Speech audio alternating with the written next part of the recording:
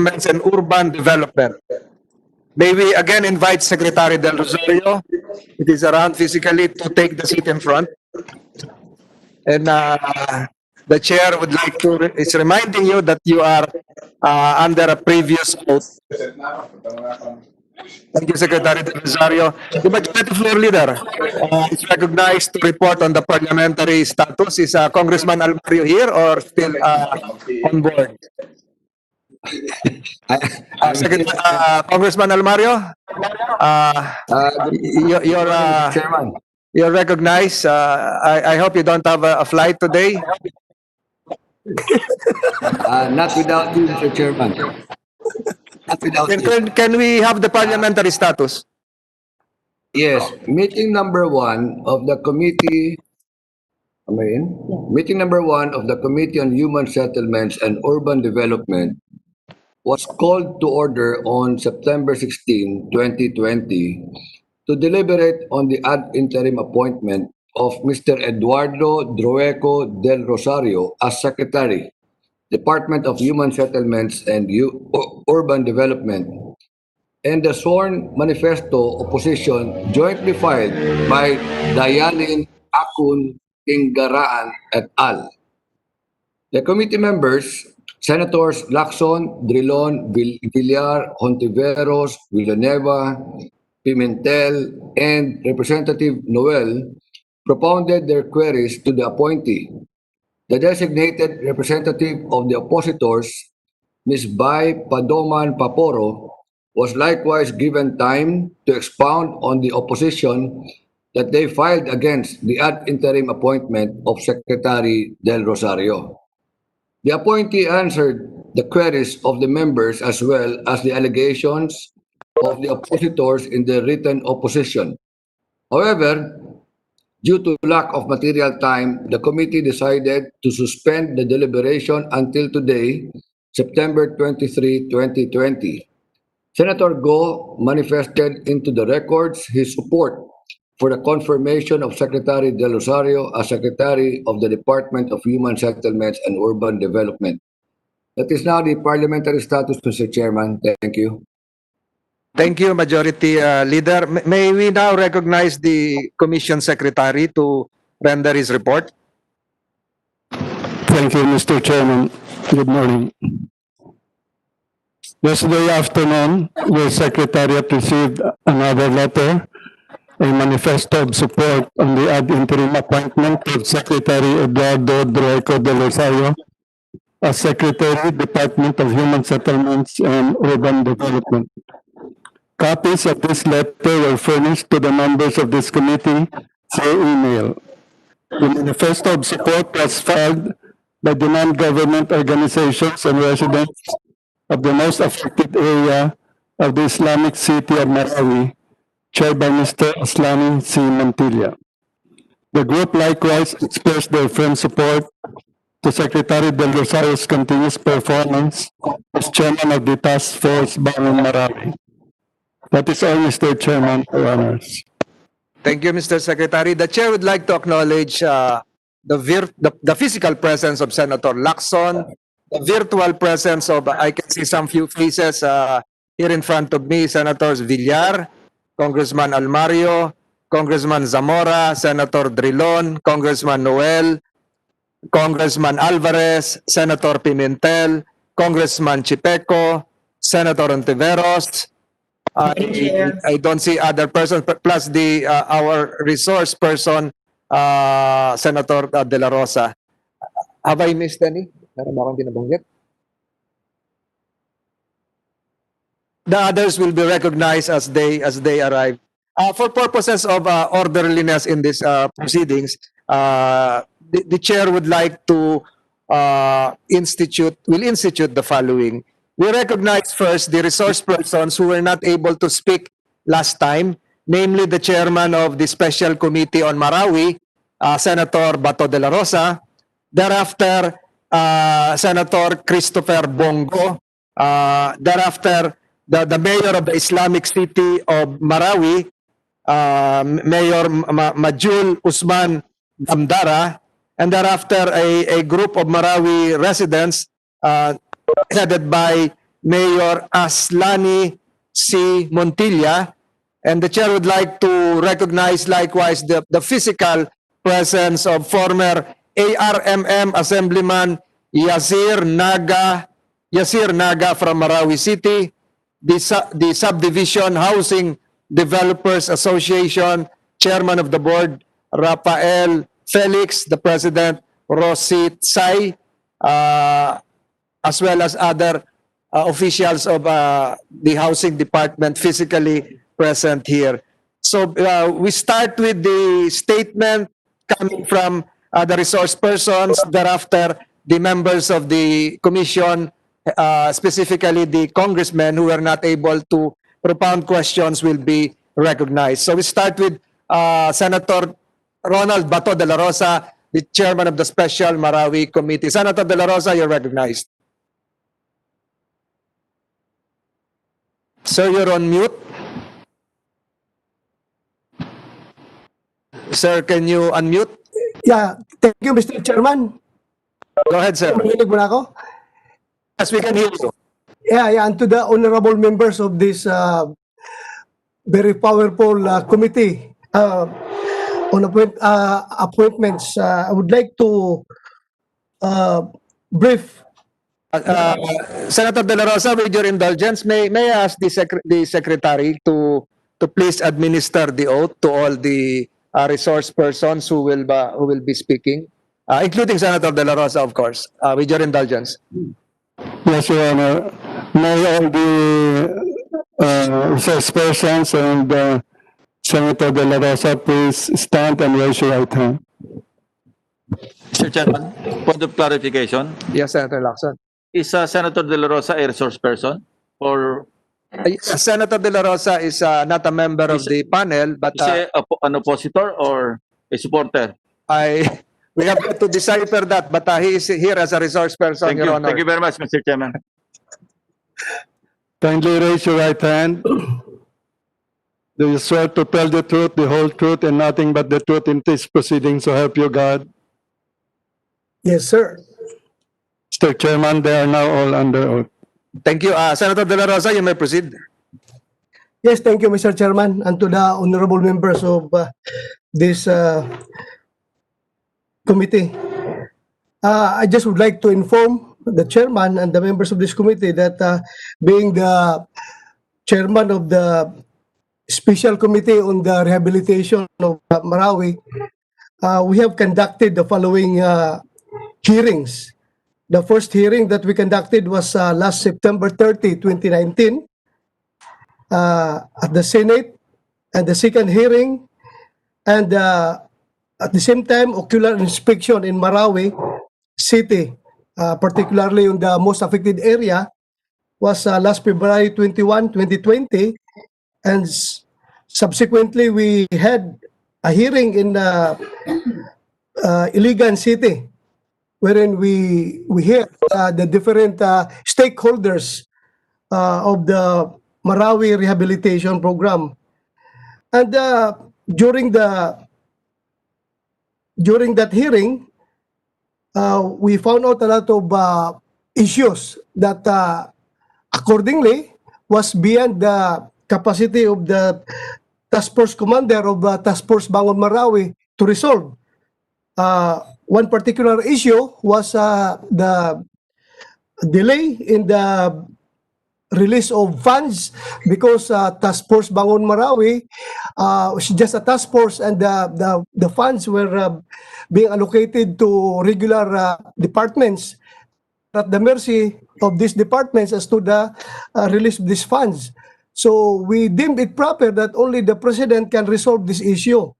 So on March 4, 2020, we had a meeting with the president at Malacanang, together with different stakeholders, Task Force Bangon Marawi, the residents of Marawi City, the representatives, of course, and the local government executives of Marawi City. And during that hearing, it was properly traced out by the president yung problema kung paano ito solusyonan. Parang binigyan tayo ng presidente ng ultimatum. Now, Mr. Chairman, in line with this, can I be allowed to ask some, through the chairman, can I be allowed to ask some questions to Secretary Del Rosario? Go ahead. How long will your questioning be, Senator? Dalawa lang siguro, Mr. Okay, Chairman. go ahead. For purposes of clarity. Go ahead, Senator. Thank you, Mr. Chairman. To Secretary Del Rosario, sir. After that meeting at the Malacanang with the President, meron bang pagbabago? May improvement ba sa inyong kalakaran dyan sa Task Force Bangon Marawi? Especially on the issue of the release of funds right after that meeting? Gusto ko lang malaman kung umepekto ba yung meeting ng Pangulo. Mr. Chairman, Your Honors, actually, immediately after the meeting with the President on March 4 of 2020, just a week before the COVID effects in the Philippines, the budget for Marawi rehabilitation, especially in the infrastructure projects, was actually released by the Office of the President April and May. So with the release of about 3.5 billion, in 1 or 2 months' time, the different implementing agencies issued their notice to proceed to their respective contractors. And starting July, massive mobilization by the contractors happened. And to this date, that's the main reason why we have a number of ongoing projects in the most affected area in Marawi City, Your Honors. Thank you, Secretary Del Rosario. Mr. Chairman, another question. Yung present kasi situation ngayon sa Marawi is, on one hand, Task Force Bangon Marawi is claiming that there's no delay as far as their timetable is concerned. Walang delay. Is it true, Mr. Secretary Del Rosario? Mr. Chairman, Your Honors, I attest that the rehabilitation of Marawi City has no delay and it will be completed based on the Master Development Plan, and that would be on December of 2021, Your Honors. But on the other hand, Mr. Secretary, residents of Marawi, pag sila naman ang tanungin mo, per their standards, talagang delayed daw yung reconstruction ng Marawi. Kaya, what do you think? Hanggang kailan mo ba ma-reach yung magiging congruent or mag-abot yung inyong timetable at saka yung expectation ng mga Marawi residents? Mr. Chairman, Your Honors, we followed a methodology in the rehabilitation of Marawi City, and we are on track based on our methodology and timeline of completion, Your Honors. Thank you, Mr. Secretary. Isa na lang yung ito, I am simple arithmetic. 1 plus 1 equals 2. Dapat hindi 1 plus 1 equals 0. Meaning, kung i-translate natin itong equation na ito, yung first equation is dapat DSUD plus Task Force Bangon Marawi equals 2 performing agencies. Hindi yung isa equation na DSUD plus Task Force Bangon Marawi equals non-performing agencies. Yan lang ang gusto natin siguruhin, Mr. Chairman. Kaya, do you think if you will be confirmed dito sa DSUD, you will be more empowered doon sa yung role sa Task Force Bangon Marawi? Mr. Chairman, Your Honors, if I will follow the line of questioning of Senator De La Rosa, 1 plus 1 is 2. I would say 1 is DSUD plus 56 implementing agencies. So we are 57 agencies providing support and assistance in the rehabilitation of Marawi City, Your Honors. So, basta sir, we will take your word by December of 2021 ba yun? 22? I stand with our commitment, Your Honors, as promised by the President to the Maranaos, that we will complete the rehabilitation as mandated, and we will see to it that Marawi will rise as a prosperous city again, Your Honors. Sir, I must caution you that hindi lang people of Marawi ang sisingil sa'yo, kundi buong Filipino people will maniningil sa'yo pagdating sa panahon na yan. Kaya I'll take your word for that. So, Mr. Chairman, being the chairman of the Oversight Committee on Marawi Rehabilitation, kahit na hindi ako member nitong Commission of Appointment, dahil next year pa ako maging membro, when I will relieve you. I am favorably endorsing the confirmation of Secretary Del Rosario for reasons na matagal ko na siyang kilala, when yung kanyang integrity as a person, as an officer of the armed forces. Alam nyo, when we were junior officers, si Lieutenant pa ako, siya kapitan na yan. During the dark days of Davao Region, malaki po na contribute niya para magiging peaceful yung Davao City, yung Davao Region, as the commander of special forces in that region. So, naniniwala po ako na kaya niyang gampanan yung kanyang trabaho. Yun lang po, Mr. Chairman. Maraming salamat for giving me the opportunity to clarify these issues to the good secretary. Thank you, Mr. Chairman. Thank you, Senator De La Rosa. Senator De La Rosa is an honorary resident of Marawi, having graduated from the Mindanao State University. I see the hand of Senator Drilon. Is the good senator preparing to ask some questions? Senator Drilon? No. Yes, Just a yes, manifestation, yes, Your Honor. Mr. Chairman. We do, Mr. Chairman, appreciate the views of our colleague, Senator De La Rosa. Certainly, these are very good inputs to the committee, and he appears here as a resource person. Just something for the record, Mr. Chairman. We extended this courtesy to a member of Congress, allowing the member of Congress to raise questions on the nominee.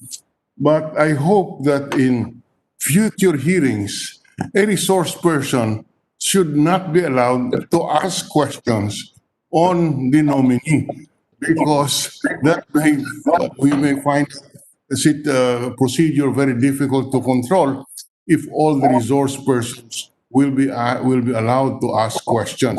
We do appreciate however, and I submitted to the committee, if the exception to the rule can be made on members of Congress. In other words, as a rule, we do not allow resource persons to raise questions on the nominee. And I submit to the wisdom of the committee whether or not an exception can be made in the case of members of Congress. Yes, Your Honor. That's my submission to the chair. Yes, Your Honor. The chair notes the manifestation of the distinguished gentleman from Iloilo, and we assure you that that was indeed an exception, a courtesy given to a member of the Congress, as well as his position being the chairman of the special committee on Marawi. So, as a courtesy, questions were propounded to the chair, and the answers were given by the nominee. So I think Senator Drilon, there would never be an occasion wherein a special committee member appearing as a resource person in a CA committee hearing would be given that consideration, had it not been for that courtesy that should be given to a colleague of as a member of the Congress. Your Honor, I hope that explains. Because I was initially I I laid down the rules that we will dispense with first with the resource persons, that after the members of the Congress will be asking the questions. I see the hand of the Majority Leader. You recognize Congressman Almario? Yes, Mr. Chairman, may I make a short rejoinder to the exchange of Senator Bato and Secretary Del Rosario with regards to Secretary Del Rosario's commitment that the Marawi rehabilitation will be completely finished by December 2021. If you notice, Mr. Chairman, sabi ni Senator Bato, simple arithmetic, 1 plus 1. Ang sabi ni Secretary De Rosario, it's 1 plus 56 support agencies. Now, my purpose now of saying this on the record is so that we will not be raising, or Secretary De Rosario will not be raising false hopes to the people of Marawi just in case hindi matapos by December 2021, because there are 56 plus 1, 57 agencies na gumagalaw for the rehabilitation of Marawi. Baka mamaya sasabihin ni Secretary, oh yeah, December 2021. Tapos, one of those 56 will not cooperate or will fail to cooperate. Tapos na ang December 2021. That might cause another reason for dismay against the administration pag hindi natapos ang Marawi rehabilitation by December 2021. Just to put that on record, Mr. Chairman. Thank you, Majority Leader. So I hope that settles the issue of parliamentary courtesy as well as the number of eyes looking. And if we add Senator De La Rosa, it will be 2 plus 56, being the chairman of the Special Committee on Marawi. Senator Drilon is again recognized. Thank you again, Mr. Chair. But I just want to state on the record that indeed, as pointed out by Congressman Almario, there are already 57 agencies. But one thing that we noticed is that the difficulty of having funds released to a task force, because the task force is not a regular agency of government accountable for the funds that they hold, because in the first place these are budgetary items which are allocated to specific departments, and the COA will be looking at the specific departments in where they disburse the funds allocated to them. That is why there is reluctance for the regular agencies to release funds to a task force. Senator Lacson can attest to that on a personal basis. He was frustrated when he was the task force chairman for the Typhoon Yolanda task force, and that teaches us a lesson.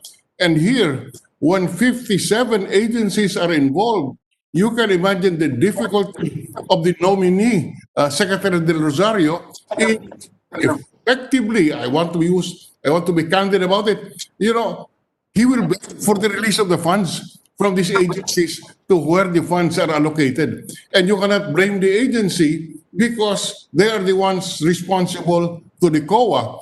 Kaya po ang nangyayari kadalasan, puro MOA, Memorandum of Agreement, puro you download to the task force. But that is signed with reluctance by many of these line agencies. So this is an issue probably which the executive department should wake up to. Creating task force will be hamstrung by this setup wherein the budget is to the specific departments. Thank you for that opportunity to manifest this on record, Mr. Chairman. Thank you, Your Honor. We also like to recognize the arrival virtually of Congressman Pancho of Bulacan.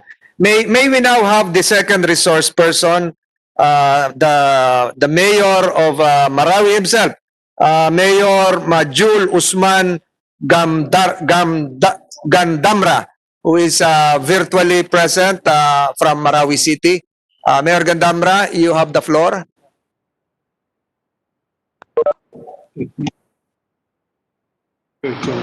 we're having some technical difficulties relative to Mayor Majul Usman Gandamra.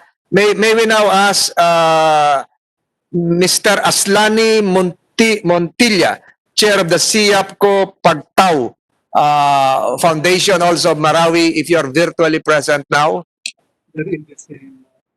It appears that we have, I was informed, it appears that we have some technical difficulties coming from Marawi City. So once they are connected, we will properly recognize them. So it's now probably time to have the members of Congress, the 4 members or the 6 members of Congress lined up to ask their questions. May we know from the Majority Leader, who's the first? Majority Leader?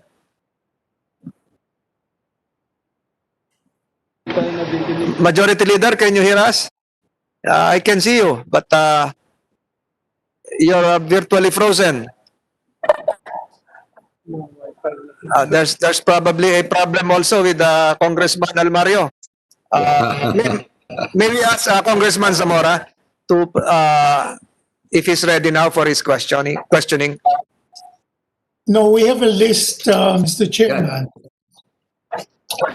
Give you the list.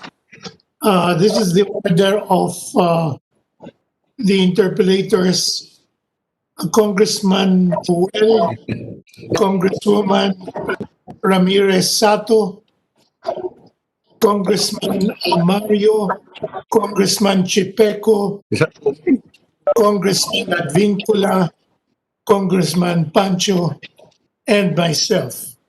That makes it 7 from the contingent. Yeah. Thank you, Congressman Zamora. So we start first with Congressman Noel, and thereafter, if we have signals emanating from Marawi that the resource persons are ready, we will, with your indulgence, interrupt the interpellators to allow the connectivity to the resource persons from Marawi to make their presentations, because we're having some technical difficulties. So Congressman Noel is recognized. Thank you very much, Mr. Chair. Maupay nga aga haaton nga tanan to the members of the commission. Mr. Secretary, good morning. Unang-una po, in your resume it says that you were a member of the Civil Defense during the time of President Aquino. Sir? Mr. Chairman, yes, I was the administrator of the Office of Civil Defense from January of 2013 until May of 2014, Your Honors. Were you in any way involved in the Task Force Yolanda? Yes, Mr. Chairman. May I know, Mr. Secretary, as what? In what capacity? As the administrator of the Office of Civil Defense, I sit as the executive director of the NDRRMC. That's why when Yolanda hit Region 8, that was Friday, November 8. On November 9, we boarded the first aircraft, C-130, that visited Tacloban City together then with the DSWD Secretary, and immediately conducted relief and rescue operations in the city of Tacloban, Your Honors. Okay. Mr. Secretary, nakita niyo po yung devastation, and I am sure you were privy to the number of casualties, the number of houses na nasira. Nakita niyo po yun, di ba? You were the first who landed. Yes, Mr. Chairman. Baka pangalawa po, dahil ako po yata at saka si Kaap Chair Jim C. Jonko, we boarded the small plane, no? Kasama namin si Captain Andrews. And we were both crying dahil taga doon kami pareho, because we saw flattened po yung Region 8. Now anyway po, nakita nyo po kung gaano kadami. And I'm sure involved po kayo. Nakita nyo lahat, nakita nyo kung, I'm sure alam nyo yung casualties, di ba po? I know, Mr. Chairman. Mr. Secretary, bakit po nawala po kayo sa administration bigla ni President Noynoy? You were, I think, out of office the following year. Does it have something to do with Yolanda incidents po? Mr. Chairman, Your Honors, I actually resigned for health reasons on May of 2014, Your Honors. Okay naman na po kayo ngayon. Yes, Mr. Chairman. Healthy to be the should. Yes, Mr. Chairman. With the present Marawi and the backlog of Yolanda, kayang-kaya po. Yes, Mr. Chairman. Okay. Since nakita nyo po yun, no, ano po kayo ang plano ninyo ngayon sa Yolanda? Since alam ninyo before and ngayon na maraming backlog, meron ho ba kayong plano for Yolanda? Alam ko po, tapos na, marami na pong natapos. Alam ko may target nung una. Alam ko may balanse pa. Pero sa tingin nyo po, being then Executive Director of NDRRMC, marami pa po bang backlog na kailangan gawin sa Region 8? Mr. Chairman, Your Honors, actually, when I returned in government, when I was appointed by the President way back in 2016, and knowing the status of the Yolanda rehabilitation, I was surprised that thousands of housing units were not yet completed, and those completed units were not occupied, Your Honors. Up to present. Yes, Your Honor. But bakit po kaya yun? Anong cost nun? Mr. Chairman, there is a big disconnect in the implementation of housing units at that time because the budget for housing reconstruction was given to the contractors, including the purchase of plots, selection of plots. Those were incorporated in the budget of the contractor that was bidded out. Naturally, the contractors will purchase lots far from the urban area to purchase cheaper lots, but without adequate road networks, without water facilities, and without electric facilities. That contributed a lot in the site selection of proposed housing sites that would be constructed for Yolanda victims, Your Honors. Ano po ang ginagawa ninyo ngayon? Mr. Chairman, Your Honors, we have to rectify, and the National Housing Authority is in charge of the efforts of undoing what was done before. And out of the 214,995 units that were supposed to be constructed for Yolanda, all of these housing units were bidded out already by NHA. And of this number, 132,586 units were completed already. Ongoing construction, 62,872, and 76,231 units are now occupied, Your Honors. Okay po. Have you visited any of the housing facility po under construction or completed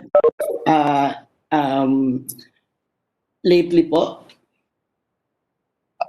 Mr. Chairman, Your Honors, I was there way back in 2017, and when I accompanied the President when he visited the Yolanda housing units, and I saw that the units were not fully occupied by the supposed IDPs, Your Honors. It's a good thing that you identified the problem, no? In location, malayo dun sa urban area, not enough utilities and facilities, ang malalagay doon, kulang ng tubig, kailangan ng kuryente. Ngayon po, kasi since galing taga-Tacloban po ako, no? Let's take for example Tanawan. I think you are building 2,000 plus houses there. And mukhang meron pa silang listahan na 2,000 plus kasi coastal din po ito. Meron po ba kayong plano pa? Dagdagan po yung housing projects doon. Kasi kung 214 po yung ginawa, nakita nyo naman, sabi nyo, nandun kayo the following day. Flattened ang Region 8, Eastern Samar, practically the 1st and 2nd districts of Leyte. 3rd and 4th districts were damaged as well. And so was Biliran and the 5th district. A few sa Western Samar and Northern Samar. You're talking about 6 provinces and about 83 towns damaged. And 214 houses is definitely short of the figure na needed po dun sa 80 plus towns. May I get a plan po kung meron kayong plano po? Kasi ang tagal na po nito eh. I understand you've been na comply ninyo yung backlog, yung 214, 45,000 ang ginagawa ninyo. And I agree, maganda na po ang ginagawa ng housing ngayon. Mas malaki. Yung banyo, hindi po yung water closet, walang flush. Hindi dibuhos lang kasi dati. Now, maayos naman. But kulang po yung bahay. Kulang na kulang po. If you talk to the mayors of Region 8 po, baka magulat kayo. So, in behalf of the mayors, or in behalf of the people of Region 8 po, ano po ba ang plano natin? No? Kasi hindi pa po na nalilipatan yung iba. Hindi ho ba pwedeng makiusap kayo sa mga mayors na tanggapin yung mga natapos na, as you said, maraming hindi pa na-occupy. Before you answer, Secretary De Rosario, I saw Senator Villar raising her hand. Perhaps she would like to interject. Senator Villar, you would like to say something? Gusto ko lang pong mag-manifest kasi one time DPWH Secretary Mark Villar was instructed na lagyan ng water connection yung mga bahay na itinayo sa Yolanda. And he noticed nga na parang yung gagastahin niya para lagyan ng water connection dahil sobra layo, parang hindi worth it. Parang mas better pa na inilapit na lang yung bahay at hindi ginasta sa water connection yung pera kasi hundreds of millions to connect a certain community na napakalayo. Kaya this was discussed here, so I was just manifesting na talaga may reason na yung piniling lupa ay sobra layo sa source of water and electricity na to make the houses function, talagang malaki gagastahin at it's not even worth it. Dapat inilapit na lang yung mga housing projects to the source of utilities. Kasi pag walang utilities, di syempre hindi naman lilipat yung mga nakatira doon sa mga bahay. So there was something wrong with the choice of lots doon sa relocation site sa Yolanda. Yun lang po. Marami pong salamat. Secretary De Rosario, you may now answer the question. Yes, Mr. Chairman, Your Honors. Actually, if I remember right, the original target was about 212,000, and this was increased to 214,995 units because of the additional requests of some LGUs. And because of this additional 2,000 plus housing units that would be constructed, the NHA has to revalidate and recompute their funding requirements.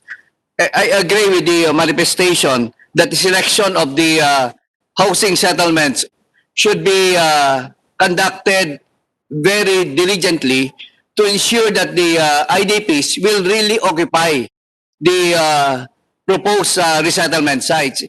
That actually happened in Yolanda, wherein the contractor was the one who purchased the lot and developed the housing units without the basic facilities of water and electricity. This is what we are avoiding now in the department in coordination with the National Housing Authority, that whenever we will have resettlement sites, we must see to it that there are adequate facilities and we have consulted the IDPs who will be occupying those proposed housing units, Your Honors. Congressman Noel, Yes, Congressman Noel, yes, Mr. Chair. satisfied with the answer? No, Mr. Chair, Mr. Secretary, it's not like I will be defending what they did, no. But knowing if we're talking about Tacloban, kaya po nilayo, no. Wala kasing lugar sa malapit, walang lugar sa syudad. Kumbaga ang available lang na mga lupa doon napalayo. Which is wrong. I totally agree with you. Mali. Pero at that time, wala siguro silang choice but to put it there. No, I can see the difficulty now because kailangan ang mga politiko po doon kailangan magdala ng water sa iba't ibang subdivision para ho may inumin at may pampaligo yung mga residents po doon na nag-occupy na. No, so kaya nga po given this problem po, ano ho ba ang gagawin ng HSUD, ng NHA for that matter, being under you, dun sa problemang naabutan ninyo? Kasi naabutan naman ninyo yan dati pa no? Hindi nyo po kagagawan, pero andyan na po, kayo po yung person in authority to fix problems created by kung sino man. Malaman po para naman po maka-report din po ako sa mga constituents doon na si Secretary Del Rosario may planong ganito o ganyan.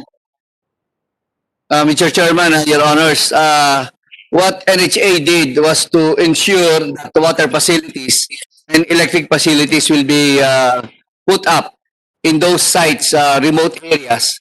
And in the manifestation of Senator Villar, actually DPWH actually helped in putting up the infrastructure for water so that it will reach the sites previously selected by the previous contractors, Your Honors.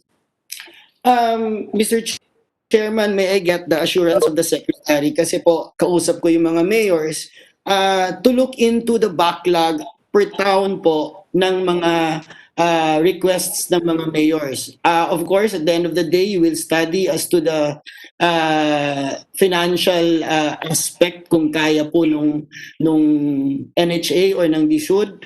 But at the very least po, pwede po bang pag-aralan at pwede ko ba bang sabihin sa kanila yung backlog na sinasabi ninyong dati pa, pwede nating isubmit, pwede tayong pakinggan. Can I get the assurance of the Secretary? We will do that, Mr. Chairman. Okay. Going back to what was raised by Senator Risa, no, with regard to your completion of the Marawi rehabilitation, may we get an S-curve or yung per CPM, yung schedule para hindi lang po tayo nag-estimate kundi po nakikita na po natin kung doable o hindi? We will submit, Mr. Chairman. How soon can is it in one of your, di ba meron po kayong master development plan? Yes, Mr. Chairman. will submit the master development plan, Your Honors. Okay. In connection nga doon sa sinabi ni Senator Risa, sinabi nyo, government, private naman manggagaling yung pondo para sa mga mosques. Not that I'm against it, as I said, no? Pero ho, yun lang. We are curtailed in spending government money. Sabi nyo private, yung nandun sa Balance Housing Act. Is that correct? Yes, Mr. Chairman. Private contribution kasi compliance nila yan. But that is public in nature. So, there is the difficulty na hindi po natin pwedeng magastos yan sa mga facilities na hindi enumerated or identified po nung Section 3. Mr. Chairman, in the balance housing compliance, there are actually two components. Yes. The compliance actual accreditation of compliance project. Assuming there is a 1 billion worth of project in the horizontal housing development, 15% of that will be the corresponding compliance of the particular developer. So the first mode that can be applied by the developer is to construct the 15%, which is 150 million, for the actual construction of the socialized housing units. That is a private project, private funded, and they will receive payment for that socialized housing. This is done to ensure that more socializing units will be produced by the government in partnership with the private developers. So that is the first actual construction of socialized housing units. The second mode is to get a donation. 20% of the 15% will be placed in escrow by the developer himself and in coordination with the department, previously with HLURB, projects that would require funding to lessen the impact of the cost, especially if there are LGU projects, that escrow amount can be used for the development of the proposed housing units, provided we have complete documentation, Your Honors. And this is embodied in the resolution and the rules and regulations in the disposition of the balance housing compliance, Your Honors. Thank you, Mr. Secretary. Basta sigurado po kayo na hindi public in nature ang pondong yan kasi naka-escrow po yan, no? At pwedeng gamitin dyan. Then, if it's legal, you will not have a problem with COA, then that's fine po with this representation. Mr. Chairman, yes, this is private because nothing will come into the coffers of government. It's the developer who placed the escrow who will release the funds to the contractor. We will just see to it as a regulatory agency that everything is above board and transparent, Your Honors. Kaya nga po, Rosario, Congressman Noel, with your indulgence, I think you should be very brief in your answer. Brevity would probably be a plus factor for you. Congressman Noel, you have other questions because we have now a link. I now see the face of the mayor of Marawi City, unless you still have some questions. But we ask the nominee to provide Congressman Noel all the documents needed, especially the housing units constructed after Yolanda, and to provide him likewise with the master plan. Is this the same presentation you made last time? To provide all other members of this committee a copy of the master plan that you mentioned a while ago. Congressman Noel, you have other questions? Mr. Chair, I will defer to Mayor Mahul, being it being difficult for them to connect. No, now that they have the chance, maybe they can say something first. Thank you, Congressman Noel. So, Mayor, how do you pronounce that? Mahul Majul, Gandara of Marawi City, is now virtually present. You're still under oath. Assalamualaikum. You have the floor. Alaikum salam, Senator Sir Tolentino, honorable members of the Commission on Appointment, members of the Senate, honorable members of the Senate, Secretary Del Rosario, and other distinguished guests. Assalamualaikum warahmatullahi wabarakatuh. Good morning to all of you. Nandito po ako para magbigay ng suporta sa ating kagalang-galang na Secretary ng Department of Human Settlement and Urban Development, Secretary Eduardo Del Rosario, and the Chairman of the Task Force Bangon Marawi. During the Marawi siege of 2017, and almost 3 years following that, the Task Force Bangon Marawi, led by Secretary Del Rosario, has been performing its mandated task in the rehabilitation, security, and safety of Marawi City and its people. It has always taken the effort to consult and meet with the civic society organizations and other sectors such as the local government unit of Marawi City, the province of Lanao del Sur, religious sector, traditional leaders, the women's sector, and other related organizations in the area to ensure that societal participation in matters regarding the city is being observed. With this, the Task Force Bangon Marawi has been able to make headway in Marawi City's rehabilitation through its numerous initiatives and projects. It has come to our knowledge, however, that some of our friends from the civil society organization have been opposing the confirmation of Secretary Del Rosario's leadership and the Task Force Bangon Marawi as a whole. They cite that the Task Force Bangon Marawi has been ineffective because of the delays in the rehabilitation of Marawi City. They're even asking him to step down as chairperson. While it can be admitted that there have been delays in the rehabilitation and reconstruction of Marawi City's most affected area, this should not be attributed to the chairperson's fault. The Task Force Bangon Marawi, in spite of the shortcomings, has been successful in many ways through its projects and initiatives from the time of the siege and beyond. The delays have been caused by circumstances beyond the Task Force Bangon Marawi's control, as it is under the national government. During the Senate committee hearing on Marawi rehabilitation held last February 22, 2020 in Iligan City, yours truly has discussed the reasons why the delays on the reconstruction and rehabilitation of the most affected area of the city. And let me reiterate, honorable members of this commission, that the Task Force Bangon Marawi consisted of 56 line agencies of the government who are involved themselves in the rehabilitation and reconstruction of the city.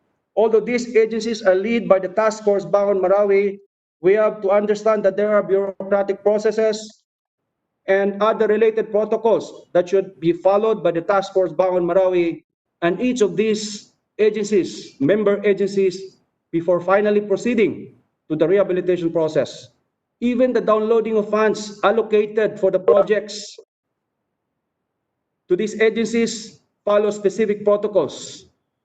This is entirely the reason why yours truly, along with the other stakeholders in the city, has been invited in the office of the president to lobby our concerns to fast track the different infrastructure projects within the city.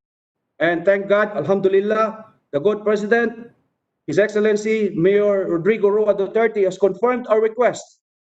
And at this point in time, the reconstruction and rehabilitation of Marawi is currently in the works, along with the following infrastructure projects, which were already presented by the Honorable Secretary in the first confirmation hearing.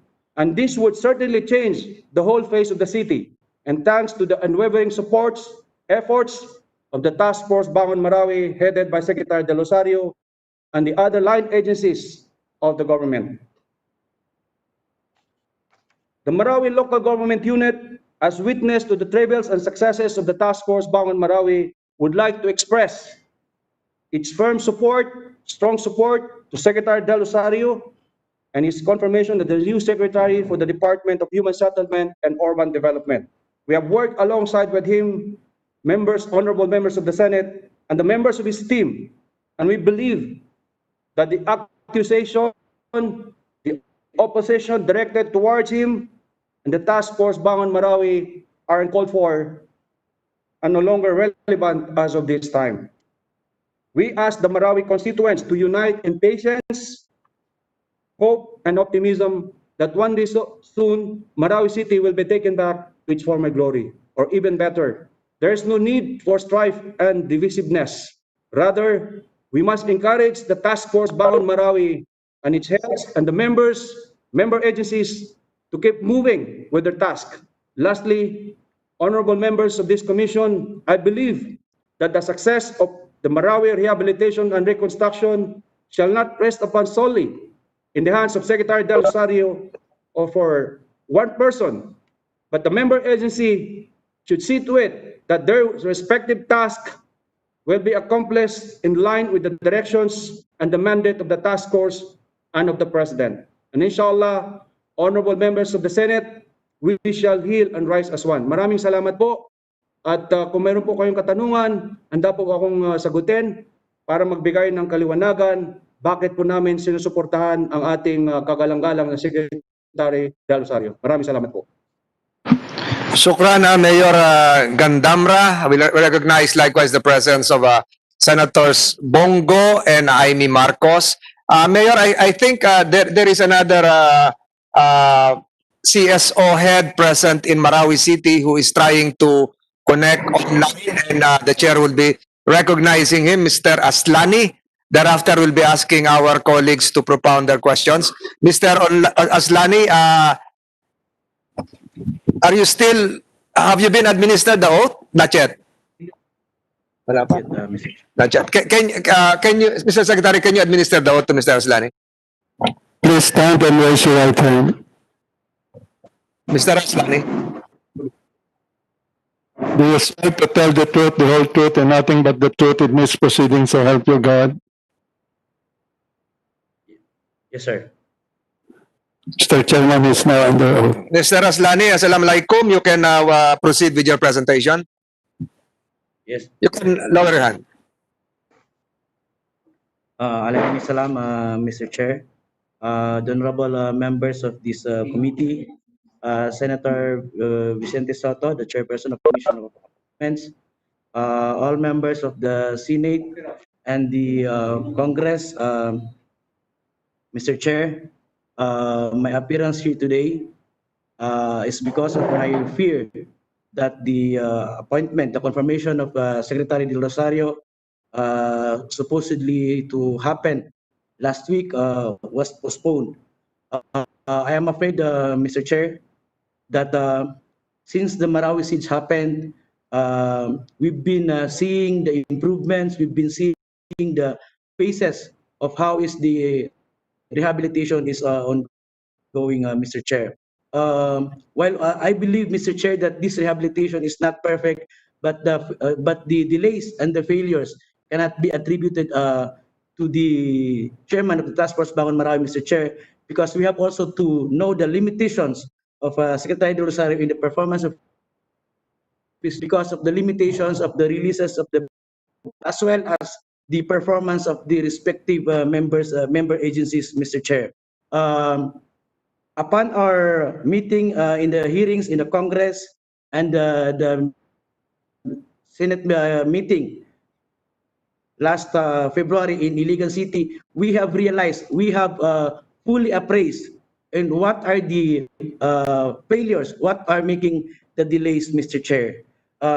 It was resolved after the meeting in Malacanang, Mr. Chair, last March 4th, 2020, with the invitation of, with the initiatives of as well as the other senators. We were invited in front of Mayor President Rodrigo Roa Duterte, and all our grievances, all our complaints, all our all the shortcomings in the rehabilitation, Mr. Chair, was discussed in that said meeting. And immediately, President Duterte ordered all the agencies concerned to fast track the rehabilitation. And we have seen it, Mr. Chair, that during the by April, the funds goes out. By May, June, July, all the necessary structures, Mr. Chair, was already in full swing. We have seen how the road networks now are ongoing, the Grand Padian, the School of Living Tradition, the barangay complexes, and all other structures, Mr. Chair. The schools, 20 classroom schools already started also. So we have reached right now a so-called full swing of rehabilitation.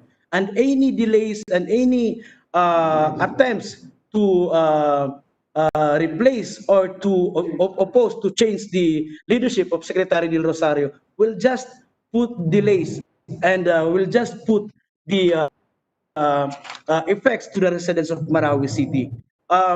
We believe Del Rosario promised the people of Marawi for a dignified kambalingan as soon as these basic necessities, the road networks, the electricity networks, and the water supply will be returned to these areas. And we are taking the promise, Mr. Chair, that by December 2021, everything will be returned to normal, Mr. Chair. So, napakasakit po sa amin na kung halimbawa po ay magkaroon po ng interruption dito sa tinatawag nating full swing of rehabilitation, wala pong ibang magiging malaking effect na makakaramdam ng malaking epekto, wala pong masisiraan ng kanilang pangarap kundi po ang mga tao sa Marawi City. So yun po yung aming hinihiling, Mr. Chair, honorable members of this committee and the Commission of Appointments na ang ating pong pakiusap na magdadaan po sa isa namang pagsubok kung magkakaroon pa po ng pagpapalit. Inihiling po natin na suportahan natin si Secretary Del Rosario, ibigay po natin ang sapat na pondo para po sa rehabilitasyon, para po mas mapabilis po ang rehabilitasyon. Nakita po namin na kung may sapat na pondo ay mas mabilis po ang rehabilitasyon. Kung meron pong mga ibang katanungan ang members ng committee, ay handa rin po akong sumagot at ito ay i-verify. Maraming salamat po sa inyong pakikinig at pagbibigay oras po sa salamat. Thank you, Mr. Aslani. Sukran, I would like to recognize the virtual presence of Senator Subiri, Grace Po, Bongo, as well as Congressman Ferrer, Advincula, and Heron. Senator Bongo would like to make a brief manifestation. You recognize, sir, before we ask the other members of the committee to propound their questions. Senator Go, you have the floor. I would just like to reiterate my support for the confirmation of Secretary Ed Del Rosario as Secretary of the Department on Human Settlements and Urban Development, HSUD.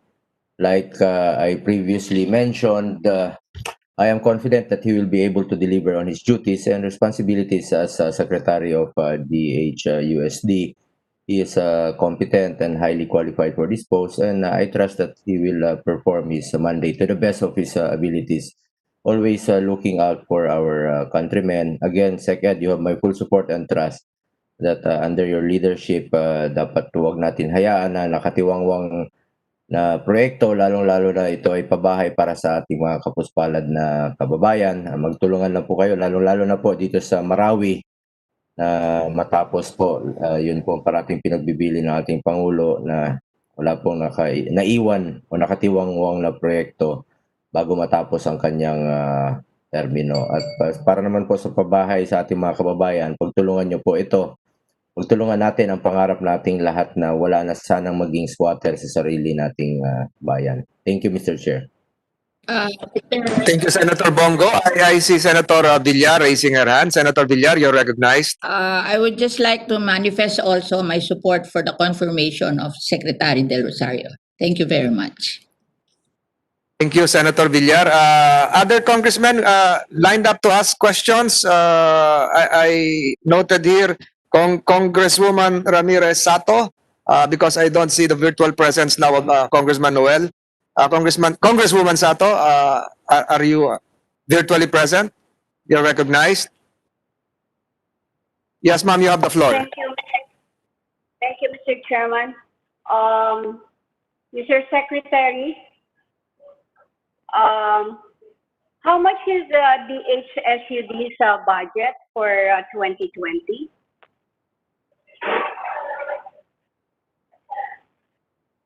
Congresswoman Sato, I think you should move closer to the microphone to hear you. We are also Yeah. some difficulties, Mr. Chairman. Can I just defer my questioning in a little while?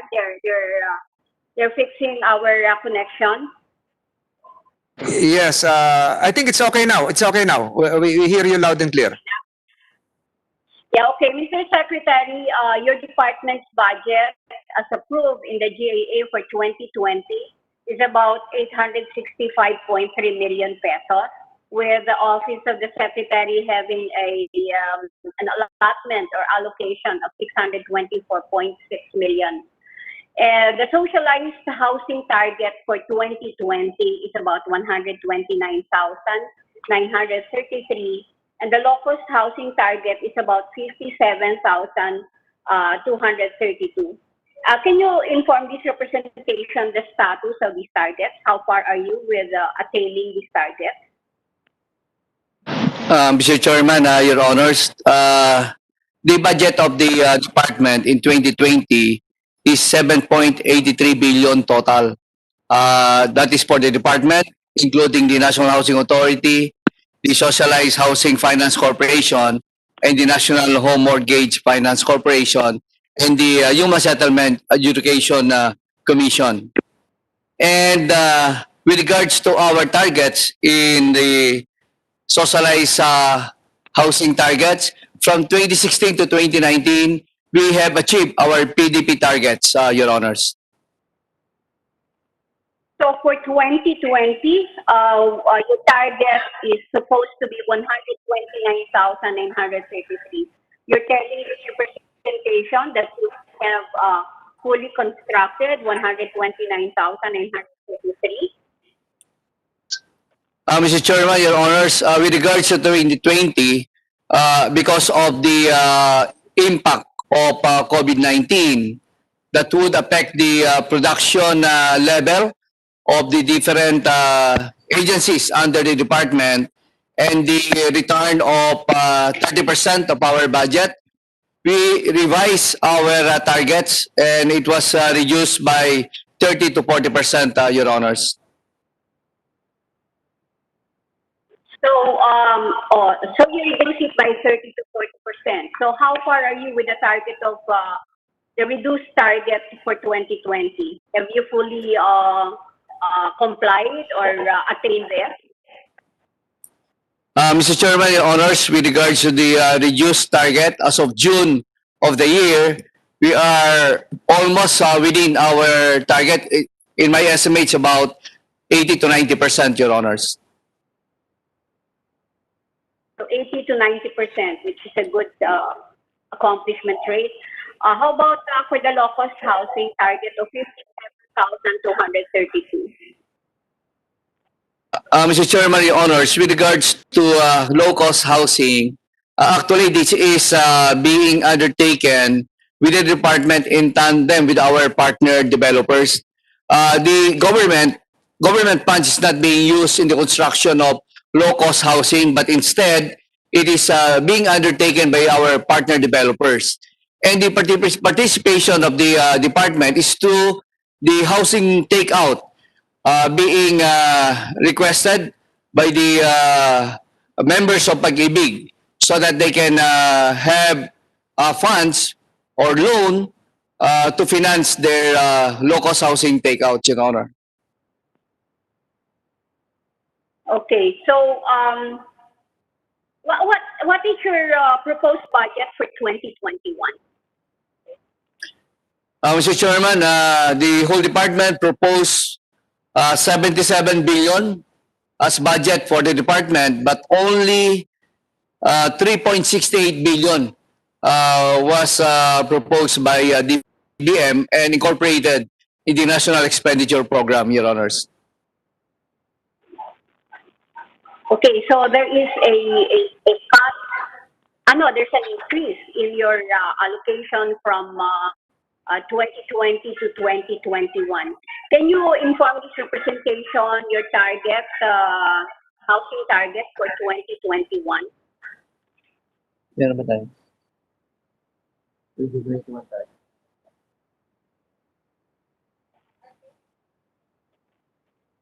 Mr. Chairman, Your Honors, with regards to the statement that there was an increase, actually, there was a decrease. From 2020, we were given 7.83 billion, but for 2021, we are supposed to receive 3.68 billion only, but we requested 77 billion. So we only got about 5% of what we have requested, Your Honors. So, how will this affect your target, housing target for 2021? Mr. Chairman, Your Honors, definitely this will adversely affect the delivery or production of the housing sector in view of this very low budgetary support given by the national government to the housing agencies, Your Honors. Yeah, one of the ways of implementing the target or attaining the target for housing gap, which is widening at this point in time, is the Balanced Housing Development Program, or the RA 7279, amended by RA 10884. Can you inform me how many modes or ways can the developer comply with their compliance for the balanced housing development? Mr. Chairman, the honors, basically all the developers are complying with the balanced housing compliance, because if they will not comply, they will not be allowed by government to do another project anymore. So the compliance is mandated, and it is a prerequisite before any developer can proceed to another project, Your Honors. So how many ways or the modalities for compliance for the developer? Like they have to, I think one of the manner or modalities for them to do the actual construction, and secondly, to deposit the amount in escrow, either in Pag-ibig or other commercial banks. Is that correct? Yes, Mr. Chairman. So would you know and inform this representation, what percentage of developers do actual construction? Basically, there's medium and big developers who undertake actual construction. But those involved in vertical construction, constructing condominium units, they would rather have the modality of placing an escrow as compliance so that they can proceed again with the construction of more vertical units, Your Honors. So would you wouldn't know how much or what percent of developers would opt for actual construction? Secretary, you may answer. We'll research on that, Mr. Chairman. I don't have the answer right now. I would expect an answer from the secretary even after this confirmation hearing, because I would want to be informed how many developers would opt for actual construction. And in the same manner, I would also want to know what percentage of developers would opt for escrow. I think this is more convenient for them to just deposit the money in escrow. So would you know how many developers or what percent of developers would comply by depositing the money in escrow? Mr. Chairman, I would presume about 75% will do the actual construction and 25% will put an escrow, Your Honors. Would you also inform me how do you prioritize the access, how to access the escrow fund? Do you have guidelines how to disperse or prioritize the use of money deposited in escrow? Mr. Chairman, Your Honors, this is now the focus of the trust of the department, wherein I have given instruction to our regional directors to coordinate directly with the LGUs and prioritize the utilization of the escrow in projects being undertaken by the local government units. I think it's now being undertaken also by the NHA and the Social Housing Finance Corporation, that our projects are now being undertaken in coordination with the LGUs, because it's the LGU who is the key in the housing sector, because they know the situation in their respective localities. So the procedure is for the LGU to tap this escrow through our regional directors so that they will conduct the necessary process in the implementation or utilization of the escrow amount. But this is not being used for the totality. It's being used for land development most of the time, and the actual construction is being undertaken by a private developer or through financing from other banking institutions, Your Honors. This being used to lessen the cost of the construction, so that at the end of the day, the monthly amortization of the ISFs or the low-income families will be very low as compared to commercial rates, Your Honors. So can you just give this representation a walkthrough? Like if an LGU would like to avail of this, what is the first step that it has to take? The And LGU... who decides the utilization of this escrow? What are the terms of this escrow? Mr. Chairman, Your Honors, the LGU concerned, all they have to do is to coordinate with our regional offices, and together with the LGU and our regional offices, we'll make the necessary process of having the documentations required, just like availability of plots, which are titled, and the program of work. It means that there must be strong evidence that the project is indeed ongoing, and once supported, the project will be completed. Once that first step is done, it will now be submitted for accreditation to the department. And this will be vetted by our bureaus, and once recommended to me for approval, then the escrow will be utilized in the project of the LGUs, Your Honors. Can you assure this representation, Mr. Secretary, that the funds deposited in escrow will be strictly and exclusively used for housing and land development? Because there are some accusations or some insinuations that the escrow account will be used, or some centers have attempted to use this fund for some other purpose, other than for land development and housing development. Mr. Chairman, Your Honors, I would like to assure all the members of the committee that the utilization of the escrow is very transparent and in accordance with the rules and regulations we have set up. We must ensure that there is adequate check and balance mechanism to ensure that the funds will be used for the intended purpose, and never that I will allow that these funds will be misused by anyone, Your Honors.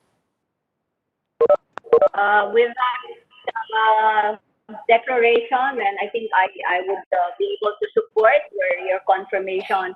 But in the meantime, Mr. Secretary, I would still want a report as to the percentage of developers doing the actual construction and the total amount of extra funds available for land and housing development. Thank you, Mr. Chairman. We will submit, Mr. Chairman. Thank you, Congresswoman Sato. Can you do that, Mr. Secretary, within Yes, the sir. day? Submit to the office of Congresswoman Sato. Does the Vice Chair of the Commission on Appointments wish to ask questions now? Because from what I have heard, we still have the Judicial Bar Council Committee as well as the Committee on National Defense to meet after this committee hearing. So, Congressman Zamora, are you around to propound your questions now? Yes. Yes, Mr. Chairman, but there are a few others who are ahead of me. Perhaps you can give them a chance first. Okay, thank you. Can I give you the names? Listed here it would be Congressman Almario, who I believe will be also having a flight today, and thereafter Congressman Chipeco. So Majority Leader Almario, you now have the chance to propound your questions. Thank you, Mr. Chairman. And as I said earlier, I will not be taking that flight without you, Mr. Chairman. I noticed Congressman Advincula trying to raise a point, Mr. Chairman. Baka related yung question niya sa question ni Congresswoman Sato. Would you like Yes, to? I'm sorry, because you're on top of the screen. I also recognize the arrival of Senator Bong Revilla. Congressman Advincula, you want to interject? Mr. Chair, good morning. Good morning to each and everyone. Wala po akong, I would like to manifest my full support for the confirmation of appointment of Secretary De Rosario, and I have suggestions and recommendations only, Mr. Chair. May recommendations siguro and suggestions po ay with regards to sa mga housing projects po dito sa province of Cavite, na malagyan din po ng mga space or malagyan po ng facilities like public market, school, multi-purpose building for the purpose of social and spiritual use.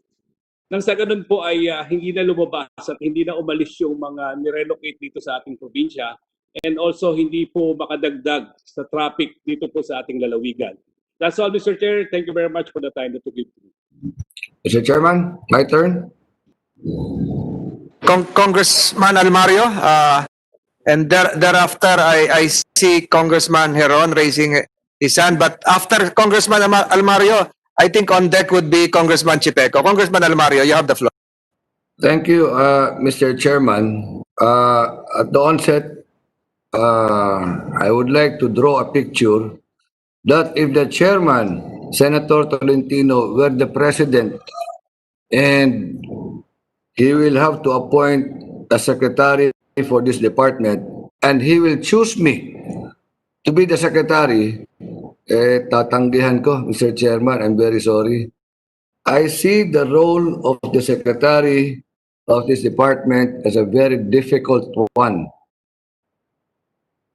Biro mo, Human Settlements, Department of Human Settlements, Mr. Secretary, hindi ba mahirap yun? You're dealing with the lives of people, and when you say human settlements, more often than not, ito yung mga talagang nangangailangan ng tulong galing sa ating gobyerno. Squatters and non-squatters, illegal settlers, informal communities. Ang hirap-hirap.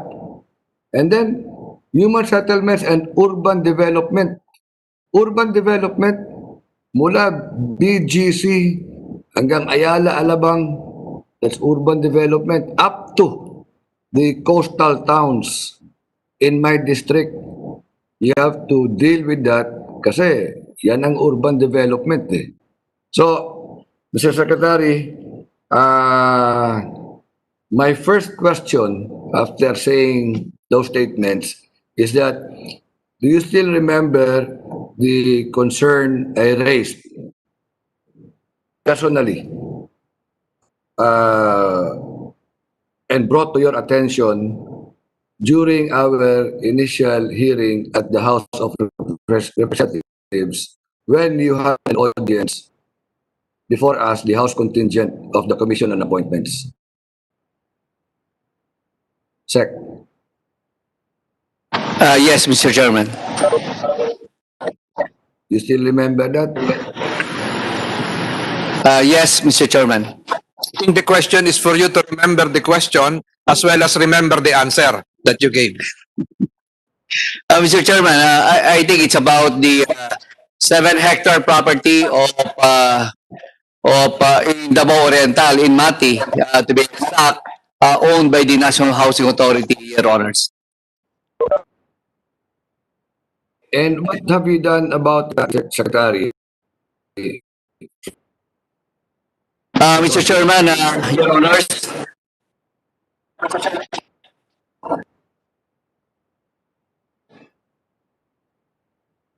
Wala. The question is, what have you done to the 7 hectares? Your Chairman, Mr. Chairman, Your Honors, actually this is owned by the National Housing Authority in about 200 informal settler families.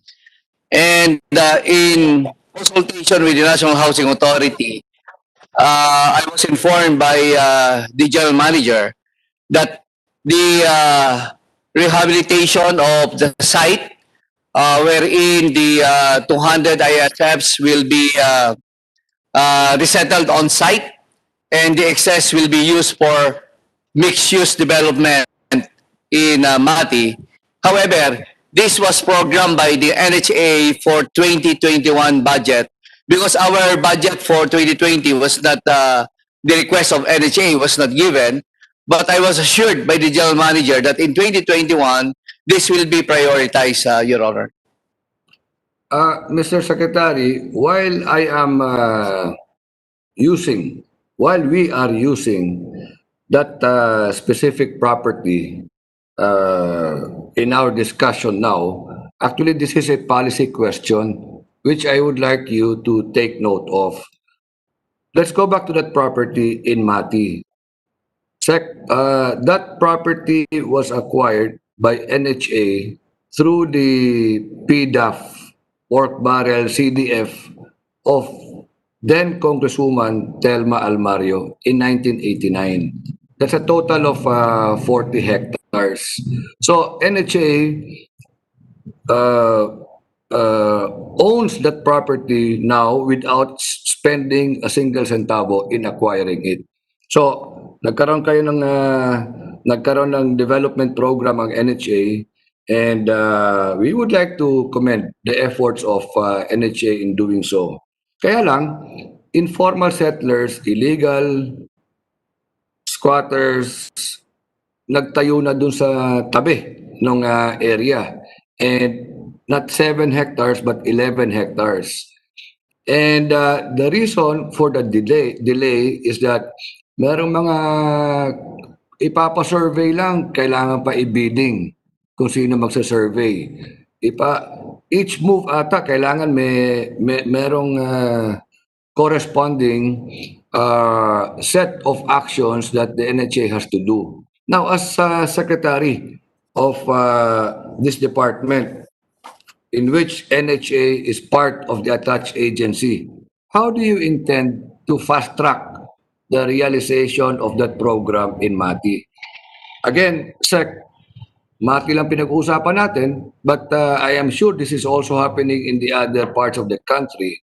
So the question really is, what will be your innovation as secretary now in fast-tracking NHA projects nationwide? Mr. Chairman, Your Honors, the national shelter programs have basically 3 major components: regulatory, finance, and production. In as much as we would like to undertake so much production, we are hampered by budgetary considerations. We need finance, we need in order to produce. And the regulatory is another aspect that we must address. That's why we would like to have a good interplay of these 3 major components of our national shelter program so that at the end of the day, we establish synergy in our delivery of more housing units. I understand, Your Honors, that the concern in Mati is also the concern of 1,600 LGUs nationwide. But if NHA will request for 63 billion and will be given only 2 billion, we can see here the big disparity of what we want to achieve as opposed to the finance aspect or budgetary aspect that we must be able to have in order to produce the desired outcome. I understand the predicament of the honorable congressman, but we are tied up. Without any money, how can we produce anything? So, but Be that as it may, Mr. Chairman, the GM of NHA informed me that the Mati project of the Honorable Congressman will be his priority in 2021, Your Honors. That one including the establishment of the PNP FP housing. Let me go back to it's budget problem. Congressman Almario, we can hardly hear you. Can you move closer to the microphone? Yeah, can you hear me now, Mr. Chairman. Sir? Secretary Lacson would like to interject. Senator Lacson. Senator Lacson, sorry. I would just like to interject and ask the appointee. Do you like to be confirmed today or you want to come back another day? Kasi mahabang sagot po. You were already warned by the chairman to make brief responses. But you keep on, answering in a very long elaboration, di ba? So, yun lang tanong ko. Gusto mo ba ma-confirm today or gusto mo pang bumalik next week? Thank you, Mr. Chairman. Majority Leader, you can proceed. Yeah, okay. Mr. Secretary, you replied that the main concern is budgetary. But I don't think it is only that. It is also streamlining the procedure. Now, using again, Mati example, merong budget pagpa-survey.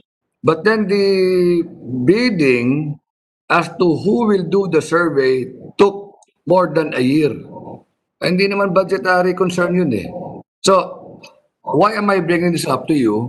Kasi NHA will now be part of your department and you at the HEM should be able to do some innovations para ma-solve. As I uulit-ulitin ko, lest I be accused of being too parochial, this is a policy concern which could be also very important in all LGUs around the nation. So it's a matter of streamlining procedures also in the NHA and in all other attached agencies under your department, Mr. Secretary. Yes, Mr. Chairman, we will streamline the necessary process. Now, let me go to my next concern. Ang daming, I don't know if you monitor Facebook, Mr. Secretary. Do you do that or do you have somebody monitoring Facebook with regards to selling of properties? Do you do that?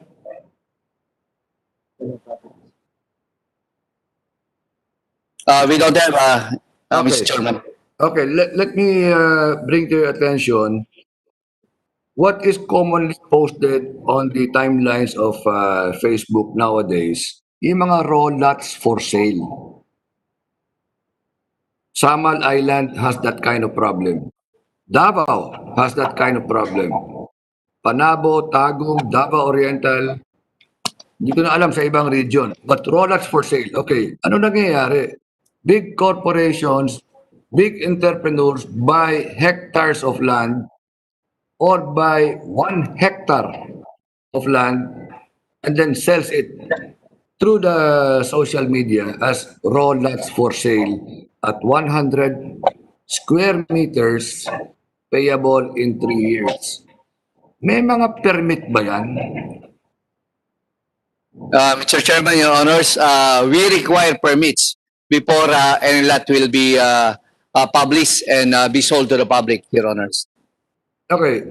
Now, I happen to personally know the regional director of HLURB for Region 11 because he is a constituent in my province, Attorney Miguel Palmahil. And I noticed during his directorship of HLURB for Region 11 some time ago, medyo nawawala itong mga modus na raw lots for sale. But when he was assigned elsewhere for a few months, nagdoble, nagtriple. And now he's back. in our region, having a, addressing the problem that I'm saying now. What is the more important concern to this modus of roll-ups for sale, Mr. Secretary? Ang daming nag-uutang, ang daming nag-i-invest, ang daming retirees na yung pension nila dun binubuhos. Pero when you look at these developers selling roll-ups for sale, walang mga permit. I'm raising this up now. Again, it may be happening in other parts of the country. Pero bakit matagal-tagal na, tuloy-tuloy pa rin sila as if malakas loob nila to do it. What will be your guidance, Mr. Secretary? Secretary, you can answer. Mr. Chairman, we have just created the task force to run after and registered development. Actually, in my I have a column in PDI where we announced that anybody who would like to purchase lot or housing units must see to it that the project is accredited and there is license to sell. And without that, do not purchase anything, Your Honors. Pwede ba, I don't know with my colleagues here, but in the provinces, Mr. Secretary, puro na social media. Hardly anyone reads newspaper nowadays, no? Since you mentioned earlier in the interpellation of Congresswoman Nene Sato that there must be a close coordination with the LGU for some programs that you have.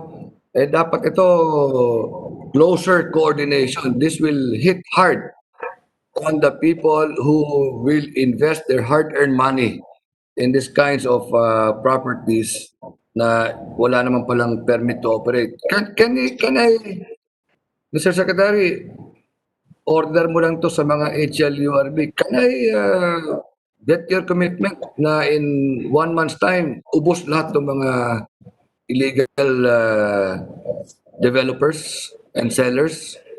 Mr. Chairman, Your Honors, yes, I will direct our regional directors to ensure that these nefarious activities of fly-by-night sellers of plots and housing units will be addressed the soonest possible time, Your Honors.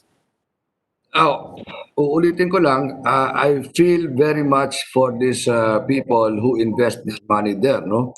I have known already 3 senior citizens having retired from DepEd and with the little that they got invested in this kind of property, only to know later on na wala palang permit to sell yung developer, no? And I hope you will look at that. Now, next concern, Mr. Secretary, yung mga cemetery ba part of your concern as sila as part of the urban development? Can you Cemetery. repeat that, Congressman Almario? Ano? Can you repeat your question? Yung mga cemetery. Is that part It is included, Mr. Chairman. Secretary as chairman, as Secretary of the Urban Development? Yung mga cemetery, kasama ba yan? Yes, Mr. Chairman. Okay. Of course, public and private cemeteries. Yes, Mr. Chairman. Okay, what is the for an ordinary citizen? How will we know if the presence of your department is involved in the development of a cemetery and maintenance of such? Meron ako mga nakikitang areas, Mr. Secretary, na wala namang permit, pero may mga nakalibing doon, wala ngang permit, binubuksan lang yung gate kung may ililibing na naman or tuwing November 1. Now, this might be new to you because ang pinag-uusapan sa department mo are houses and rehabilitations, but what about cemetery? What will be your concrete plans for the the development and maintenance of cemeteries. Mr. Chairman, Your Honors, actually, it is included in the comprehensive land use plan of all LGUs. But with regards to the cemeteries, once incorporated in the CLUP of LGUs, we require license to sell. And when we require license to sell, there must be a standard set so that the cemetery can be offered for sale, Your Honors. Is it also within your mandate to require burial sites for the less fortunate, Mr. Secretary? Tawagin natin pauper burial.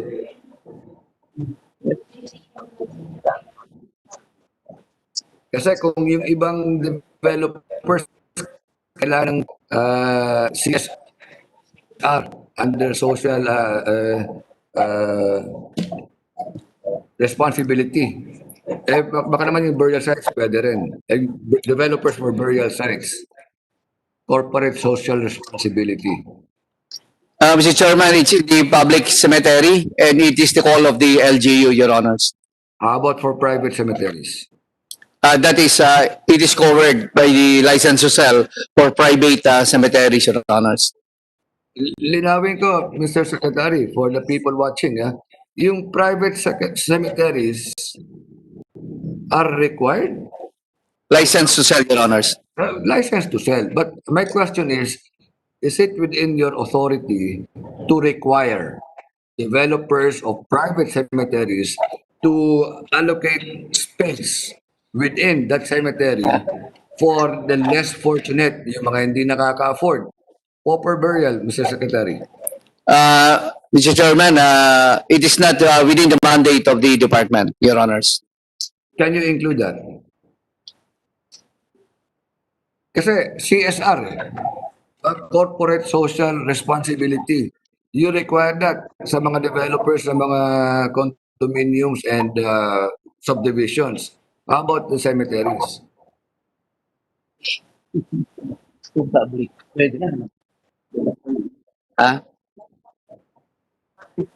Secretary, perhaps the question would also include the notion of columbariums. Columbariums.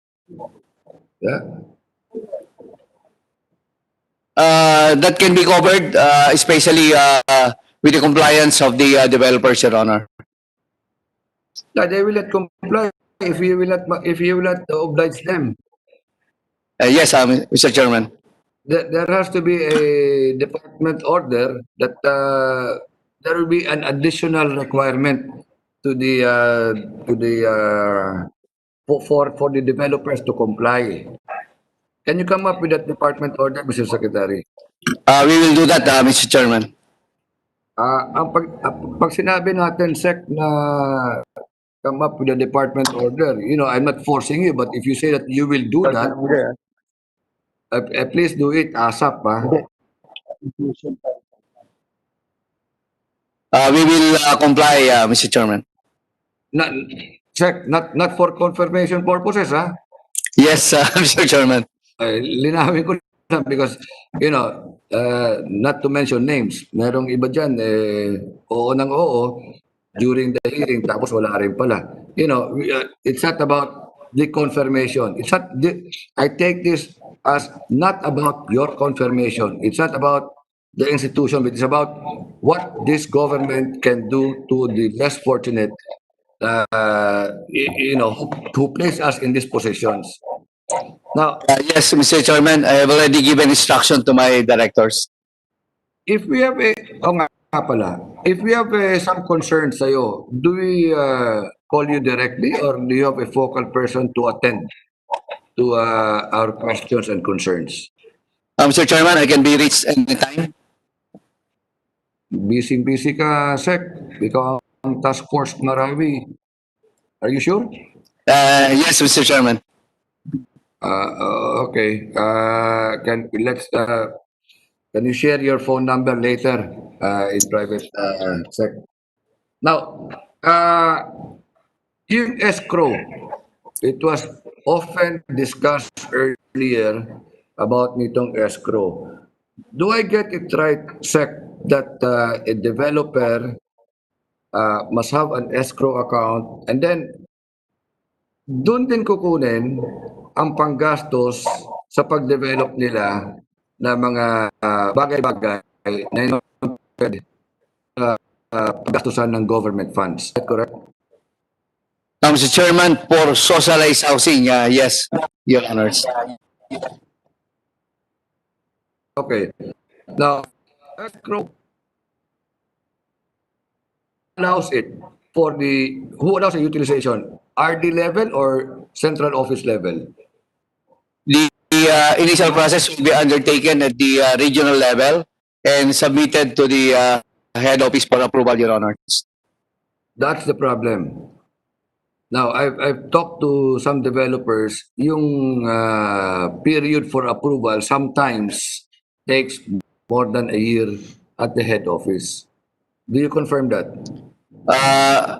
Your Honors, we have now ease of doing business process, and we promise that we will not happen again, Your Honors. Okay, is there an escrow fee? Escrow fee that the developers have to pay monthly? Yes, Your Honor, for servicing monthly fees being maintained by the developer. Yeah, all right. So that ends my question, Sec. Actually, I have a lot, but there's some departments coming up and some colleagues will ask questions. I'll try to get in touch with you personally. Thank you. Mr. Chairman, thank you. Congressman Almario, for your cradle to grave questioning. I thought we will end up All Souls Day. Kidding aside. May we now recognize Congressman Chipeco, who's next in line? Thank you, Mr. Chairman. I have only very few questions because it's already 11 o'clock and I understand there are other departments to be vetted. Mr. Secretary, just would like to make this statement before I ask this question. I'm in support of your confirmation, but I just want to clarify certain matters which I think should be clarified. There is a certain Eduardo Drueco de Rosario who has filed the COC for senator in October 17, 2015. This person that I'm talking to, Mr. Secretary? COC for what, Mr. Chairman? October 17, 2015, a certain Eduardo Drueco de Rosario filed his certificate of candidacy for senator. I am the same person. Yes, Your Honor. Did you proceed with that candidacy in the elections of May 2016, Mr. Secretary? I withdrew December 10 of the same year, Your Honors. I see. Because I just wanted that to be clarified because there are so many questions that being given to me because you were appointed also as Defense Undersecretary on June 2016. And therefore, there might be a possible violation of the one-year ban. So you withdrew, Mr. Secretary. Yes, Mr. Chairman, I withdrew. I went to COMELEC and withdrew my application, Your Honors. So therefore, you're not covered by the ban. Yun po ay para liwanagin po lang natin, di po ba? Para naman maintindihan na lahat na you personally withdrew your candidacy in that election here. Mr. Secretary. Yes, Your Honors. Okay. So ngayon po sa amin, sa distrito ko, especially I have to be parochial, from Cabuyao, Calamba, Los Baños down to San Pablo. Marami po ngayong ginagawang mga demolition. I think also your agencies are involved. Ano po ba yung SAPSI? Is that under your department? Social Housing Finance Corporation is under my department, Your Honor. You are the head of that department. I mean that agency, Mr. Secretary, of course. No, Mr. Chairman, it has a president and I just sit as chair of the board of SHAPSI. What is the main function for that agency? It is focusing on the socialized housing projects and the modality that they are exploring in their major program is the community mortgage program, Your Honors. Because I have to report to you, Mr. Secretary, especially in our project going south in view of the extension of the PNR. All throughout the towns in the province of Laguna, start from Cabuyao, Calamba, Los Baños, down to even, I think, to San Pablo, there are now a lot of complaints coming to us, the different congressmen, because of the way they're doing it. they are trying to remove all of these settlers. Wala naman pong paglilipatan. Eh, alam na, napakahirap po ngayon because of this COVID situation, crisis, eh lalong dumadami ang mga nagkakaroon ng positive. Ano po ba ang may tutulong natin sa kanila sa mga pangyayaring ito, Mr. Secretary? Mr. Chairman, there is no ongoing relocation yet. And before we do, we will definitely do psychosocial preparation, Your Honors. Just the other day in Cabuyao, there were a lot of complaints coming out from the different families there. That's why I just would like you to know na ito po yung nangyayari. And together also with other agencies, I hope you can coordinate with the different local government units na ngayon ay apektado po ng programang yan. We are doing that, Mr. Chairman. And as another question, Mr. Secretary, I've been member of the House way back in the 8th Congress, and this question has time and again being asked to almost so many secretaries for the housing and development. In the late 1970s and 1980s, the highest hill in Quezon City is the Batasan Hill, where the present House of Representatives was built, and the entire bus area was now we call the National Government Center, where all government agencies supposed to be staying in that area. But now we have so many illegal settlers. Ano po ba ang inyong programa naman dito para naman yung pangarap daw na yung ating National Government Center noong pang panahong 1970 at hanggang 19 dekada ng 1980, eh baka sakaling mabigyan na ng katotohanan po ito. We have been privileged to serve also in the previous Congresses as a member of the CA. Yan po tinanong ko na, pero hanggang ngayon, mukha hong pagkatapos sagutin itong katanungan ito, wala po rin nangyayari. Sa panahon nyo, ano po ba ang inyong definite plans kung sakasakali man? Mr. Chairman, in areas, especially in Metro Manila, what we do is on-site relocation. So it will be in city on the present site. Then we will assist the ISF so that they can have security of tenure in the ownership and separate them in one place, and the rest of the area can be used for mixed development. And this is being undertaken by the National Housing Authority, Your Honors.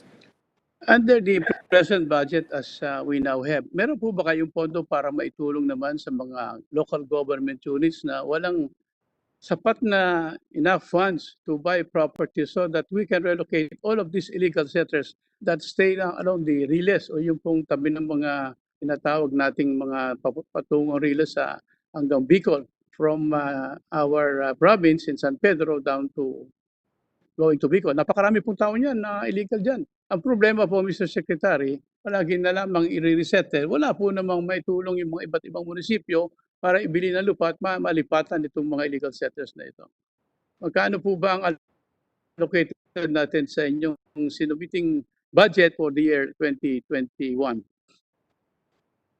Secretary De Rosario, you may answer the question. I think the question is about the budget allocation for relocation. Mr. Chairman, Your Honors, that is the counterpart of the LGU. Have the lots available for the ISF, and the national government will do the land development and housing construction. It's the counterpart of the LGU, Your Honors. Eh kung sakali nga pong kulang naman o walang pondo yung LGU, meron po ba tayong palisiya o programa para lalong mapadali itong ating gustong madaling programang ito? Para tuloy-tuloy na po yung ating mode of transportation through the PNR. Sapagkat malaki pong bagay na kung ito po ay tuloy-tuloy na makarating, makakaibsa po doon sa mga napakaraming problema sa trapiko sa Metro Manila.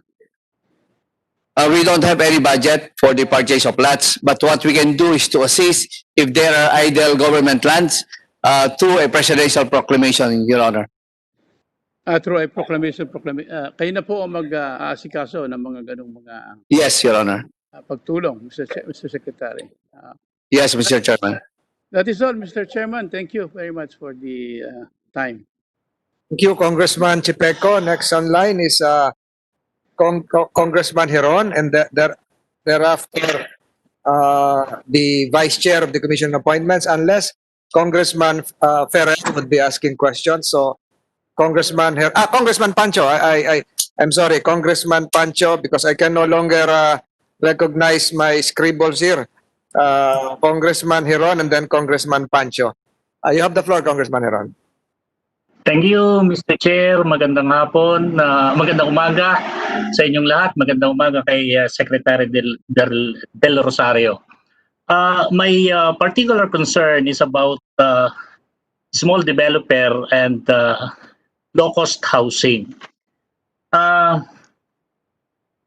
The housing sector is one of the sector that with a very high barrier of entry for new player, no?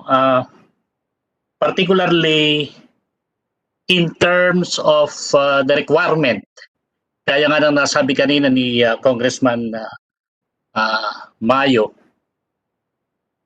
masyadong matagal bago maibigay yung kanilang mga lisensya for them to be able to proceed with the project. Aside from that, medyo mahirap ding mag-comply doon sa mga requirement, particularly, especially doon sa mga requirement ng local government units. And of course, merong mga issue at merong mga umiikot na information about securing a permit in the local government unit, particularly how a sanggunian resolution that you need to allocate one lot for each and every councilor. No, in some, no, I'm not saying all, but in some local government units, no. At masyado mabigat yan para doon sa mga small developer at doon sa mga nagnanais pumasok sa hanap buhay na ito, lalo na sa low-cost housing, kung saan ang kanilang talagang intensyon is just to help to provide the housing facilities, particularly for cooperatives who would like to help and contribute something for them to be able to provide housing for their members in particular community. Ano ang pwede nating gawin dito, Mr. Secretary? Mr. Chairman, our strategy now is to partner with the LGUs. Once we partner with the LGUs, the chief executive and its councilors, I think we can fast track the delivery of permits and licenses. More so if the particular project is LGU initiated, they are definitely they will ensure that these permits and licenses will be given as soon as possible, Your Honors. Mr. Secretary, meron ba tayong programa where ating ika-categorize yung mga developer in terms of the sizes of units na kanilang i-develop? Halimbawa, bagay, kung the intention of the project is just for 10 houses, 20 houses, or 50 houses, para lang makapag-provide ng relocation for those who being demolished o kaya ay yung mga delikado sa pagbaha o delikado sa pagguho ng lupa. Meron ba tayong programa para i-encourage yung mga maliliit na developer na po pwedeng mag-provide ng ganitong project? No? Ay kaya nga nang nasabi ko ay kahit doon sa mga 10, 20, 30 para lang mapabilis.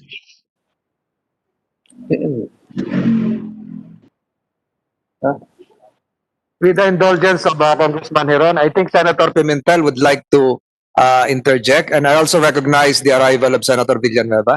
Senator Pimentel, would you like to say something? Thank you, Chairman. Ito, tunay na interjection ito, reaction sa tanong ni Congressman Heron at sa sagot ni Secretary. Secretary, wala kang comment doon sa resolution daw ng local na kailangan may lot ang kada councilor sa project. Siguro outright sabihin na natin bawal yun para malaman ng buong bansa. Yes, Mr. Chairman, that is illegal. And this is the first time that I heard that information. And definitely, that is illegal, Your Honors. Yes, mabuti, klaro yun. Salamat, Congressman Heron. Hindi ko rin alam na nangyayari yan. So, medyo, baka naman hindi nangyayari kasi medyo recorded po yung may paper trail po yung criminal act kung ganon. Actually, ang sa akin naman din is unverified. Ang sabi ko naman, this is not actually a fact, but ito ay naririnig nating mga usap-usapan that in order for a developer secure a permit in a particular locality or LGU, ay merong mga ganyang mga usapan. So, I'm not really sure if it's true, but it's something that is being circulated from among areas na ating napupuntahan. Thank you, Chairman, for allowing me to interject my shocked sentiment. Thank you. Salamat po. Yes, Senator Pimentel, and I hope Congressman Almario will not interject. That also applies to cemeteries. I see Senator Villar raising her hand. Senator Villar, you recognize. The problem, I want to make a manifestation that the problem of getting a permit from the local government is beyond the problem of Secretary Del Rosario. It's our problem with the local government. What is the problem with him if we will have a difficulty of getting permit from him? Kasi you get a permit from the local government and you get a permit from the Department of Human Settlements. Those are two permits. I think yung kanyang purview is the permit from the Department of Human Settlements, but the local government, that's another story. It's different from local government to local government. And that's the problem of the developer. Can you understand me? Those are two different things. Iba yung pagkuha ng permit sa local government, iba yung pagkuha ng permit sa housing institution like the the Department of Housing. That's another permit to sell. But the permit from the local government is a problem with the local government. Kaya hindi siguro masasagot ni Secretary Del Rosario yun kasi it varies from local government to local government. Do I make my your reaction as if you cannot understand me? So do I make my That's very clear. clear? That's very clear. That's very clear, Your Honor. Kasi amazing Congressman Heron, baka hindi niya naintindihan yun, na iba yung permit sa local government, iba yung permit na manggagaling sa human settlements. Those are two different permits. So, and yes, I don't think the Secretary of Human Settlements has influence over the local government permit. That is the problem of the developer. You have to settle it with the local government. Yes, I fully... Thank you, Congressman Villar. Congressman Heron, you still have the floor? Yes, I fully understand that. And what I would like to hear from the good secretary is about a program where he can help in, of course, facilitating or reducing some of those requirements, particularly that of requirement in the local government being in the national agency. No, kung paano yun gawin, I think the good secretary can initiate some steps, coordinating with other departments for him to be able to accomplish fast the housing projects throughout the country. Kasi kung hindi natin ma-harmonize yan, sinong agency ang magiging particularly in charge for those requirement para yan ay mapabilis. Kaya yun po ang aking gustong malaman. Kung meron bang way, kung ang department na ito ay makakagawa ng mga pamamaraan kung paanong magiging mas padali yung pagkuha ng mga permit from the local government through the initiative of the Department of the Housing Department. No? So, yun Senator Villar, I see Senator Villar. Yes. Mr. Chairman, I would like to think na dapat ang bilisin ni Secretary Del Rosario yung permit sa kanya. Kasi alam mo, yung mga local government, that's another story. Kasi we have the local government code. They will not give us up their power. Miski sabihin ni Secretary Del Rosario, I don't think the local government will give up their power. That is their power under the local government code. So that is another story. I don't think we can amend the local government code. Alam mo naman tayo mga politiko, takot tayo sa mga local government, mga legislator. Pero I guess it varies. Meron naman mga local government na mababait, na mabilis. Oo, meron naman mga local government na mahigpit. Oo. But ang magagawa lang ni Secretary Del Rosario, yung kanyang permit na binibigay niya from his end, dapat bilisan niya para hindi na siya makaburden kung mabigat yung local government. Yun lang po. Senator Villar, to remind our colleagues here, we have another hearing for the Judicial and Bar Council, as well as another hearing for the Committee on National Defense, and we still have two interpellators. We have Congressman Pancho as well as the Vice Chair of the Commission on Appointments. Congressman Heron, Mr. Chairman, if I may, just a who is, I hear multiple voices. Senator Villanueva is recognized. Yes, Mr. Chairman, first of all, I'd like to put on record that the logbook of this committee hearing would bail me out. I have been here since 9:30. So I wanted to just find out after the two other members of the commission from the House of Representatives, are there any other member who wish to interpolate and ask questions? So far, Senator Villanueva, wala nakapila na. So who was the other one? Thank you, Mr. Chairman. Who was the other one asking a question? But Congressman Hilon still has the floor. You may proceed if you still have questions. But I reminded our colleagues here that we have another JBC hearing scheduled at 11, and then the Committee on National Defense would likewise meet. Congressman Hiron, you still have some questions? yes, tapusin ko na lang just one point I would like Go to ahead, raise. go ahead. Chairman, thank you. Gusto ko lang i-reiterate yung aking tanong kanina, kung wala bang programa ang department para doon sa mga maliliit na gustong tumulong sa pag-set up ng mga housing facilities, low-cost housing facilities to those who are natitreten ng baha o mga pagguho ng lupa o mga nasunugan, probably just around 10, 20 hanggang 50 houses. Kung meron bang ganyang paraan, no? Kung saan sila mabilis na mabibigyan ng lisensya to participate in this program.